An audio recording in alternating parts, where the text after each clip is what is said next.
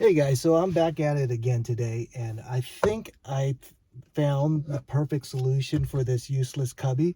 And today I'm going to show you guys what I'm going to do. But in the past, I just 3D printed this little drawer thing, and I use it as my little tissue box. And it has that cleat if I wanted to hook something on later, but I'm not going to hook anything on right there. It's kind of messy. But anyways, I think today I found the perfect solution to what we could use this cubby hole for, and I'm going to show it to you guys. So what I have here is this. I'll leave a link in the description for you, but it's a 2-pack, and it is a USB port. Now this one, I don't have to drill any holes for the template of it. So basically you just have to drill one little hole, and then you slide in the wires, and it sits on top. So I'm going to mount this USB port inside this cubby hole, and using some inspiration from DTF Garage, who helped me figure out where the pin locations on this thing are. I'm going to pull this thing out, and I'm going to show you how we're going to install this. All right, so first we need to remove this back thing, and you got to be careful. You don't want to scratch up your car or anything like that. So if you have plastic little plastic prying things, I think that'll work out best. Just don't be too aggressive, but you will have to yank with some force. Get it in, and then you should be able to pull it out. All right. Doing something like that is scary, so if you haven't seen anyone actually do it one time and know that it's okay, you hesitate to pull hard enough to actually get it out. And like I said, DTF Garage, I looked at his video and he showed me where the pins are, so I knew where to focus the pulling. So you could see the pins are here, and then 3 down here. So that's what I did. I lifted up that top, and then I pulled out this, and this comes out pretty easily. Next up, I got to take this out. Show you what it looks like back there. So there's these 3 nuts. These 3 bolts, I should say, not nuts, but bolts, and we need to take them off. And I'm just going to take a socket wrench and take that off. It's a 7mm. All right, now that those screws are off, we're going to try to pry this thing out. There are some clips here on the sides that we need to get out.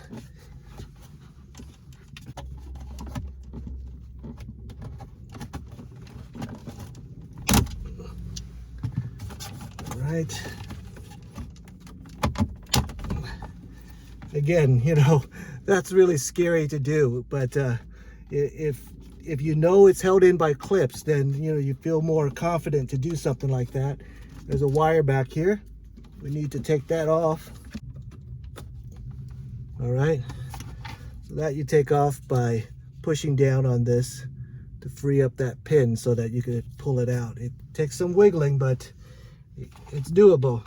All right, so the clips are here, and there. And you see this one is missing because it is still in there. So I'm going to take that out. All right, so with this cubby hole, there's this liner here, and it's a rubber liner, and there's a little peg thing for it to hold back on, that little hole right there. But so I'm going to take out this liner, and I'm going to drill just one little hole. I don't need to, again, I don't need to drill a whole template for the whole thing. One little hole, and then 2 holes to hold the screws in, and that should be it. And if ever I want to go back to stock, you just put back this thing on, and the 3 holes you drilled is all covered up, nice and clean, no problem. That's the way it's going to sit on the inside. So I need 2 holes to hold the screws. It does come with self-tapping screws, but I'm going to prime a hole first anyway to make it easier.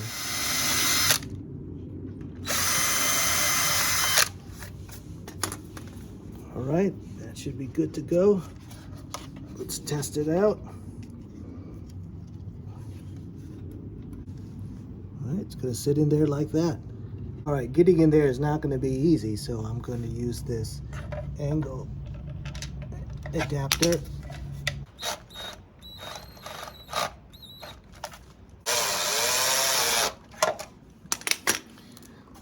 All right, got the other one in there, so let's put on, there's a cover. Put on the cover. All right, so that's the way it looks. You see the cover in there? Looks nice and clean, looks like it belongs.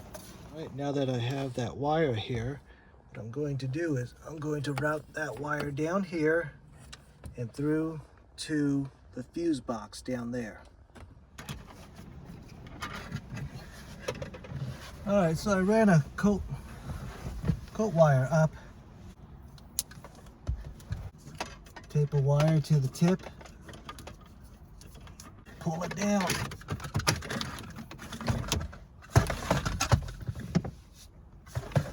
There we go. All right, got the wire spliced up, or got the wire stripped out. I'm using these shrink terminal connectors, so it's just a little extra tight. So I'm using the male-female, male on one side, female on the other, so that if I ever did want to pull out this thing, I could disconnect it and take it out again. But I don't see why I'll be taking this thing on and off. All right, I got those things plugged in, and I don't want these things gripping onto anything, so I'm going to put some tape on. There you go. Pull it through. I'm going to push all that stuff in there so that it gets down. Plug this guy back in. Goes in a lot easier than it comes out.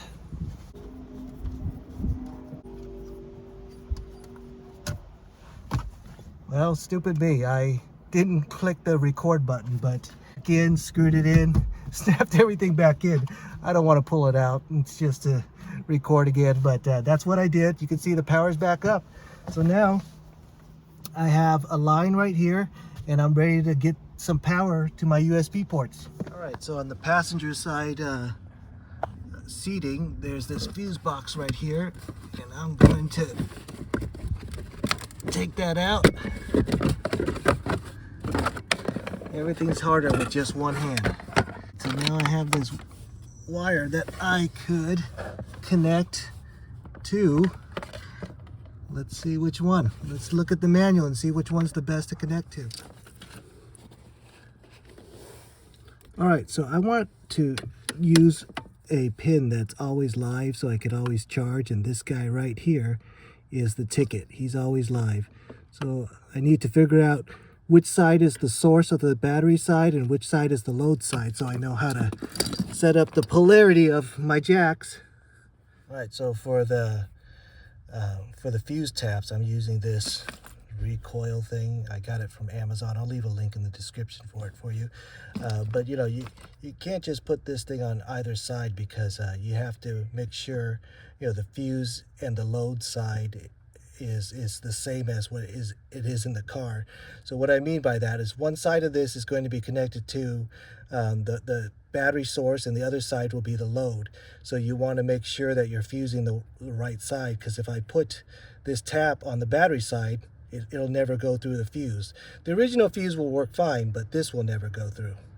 All right, so for reference, it's this pin right here, number 24, and that is not used, so I'll be able to use that no problem. And it's always on, so I want to be able to charge all the time.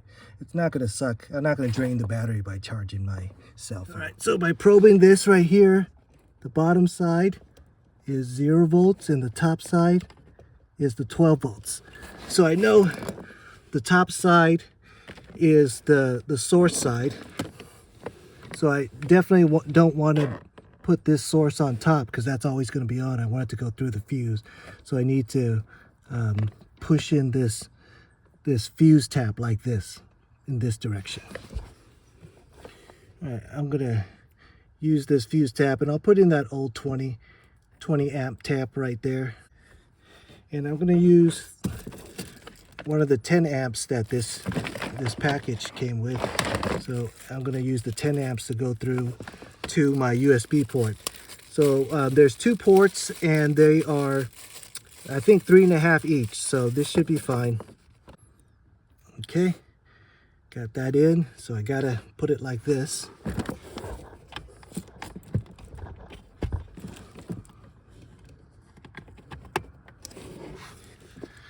All right, that's the way that fuse tap will look. Yep, 12 volts, perfect.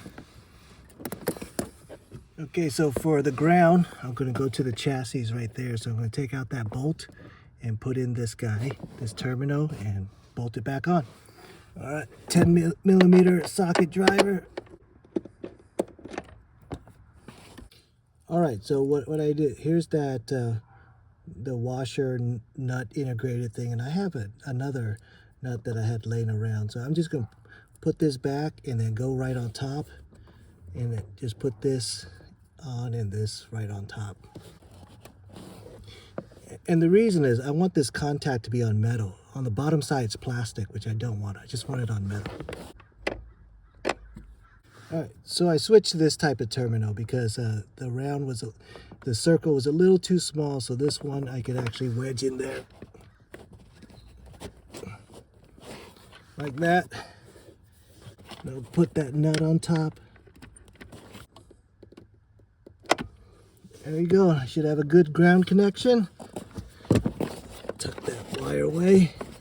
For this, I'm going to crimp that in. There you go.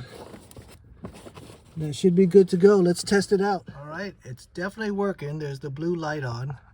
And, you know, I'm still debating whether I want to leave it always on or not. Because, you know, that blue light, it's not going to suck a whole lot of batteries, but I may decide to change my mind and put it on a ignition type switch. You know, go back to the fuse box. And it's really easy. If I do change my mind, I could just take it out and put it in one of those that are ignition connected. So, but for right now, I'm going to leave it just like this. I'm going to clean everything up. Before I close it up, there's a little slot right here that the wire fits in really nicely, and it goes into the fuse box like that. So now I'm just going to close it up, and that's the way it looks. Of course, you cannot tell there's any modified wiring. So, all right, so after more deliberation, I wanted a something that's only live when the engine is on, because I realized that I'm going to leave my cell phone charger in all the time, and I think this might be leaking more power than just that little LED light. So I'm going to swap that out. All right, so it turns out that the only accessories, you know, key controlled fuse down here is this guy right here. All right, I got it plugged in, and the good news is that the source side was on the bottom side on this one, so it worked out perfectly. So I'm able to swap this guy out, and you know, it sits on the inside like I wanted to. So I'm gonna plug everything back up, and I'm all done.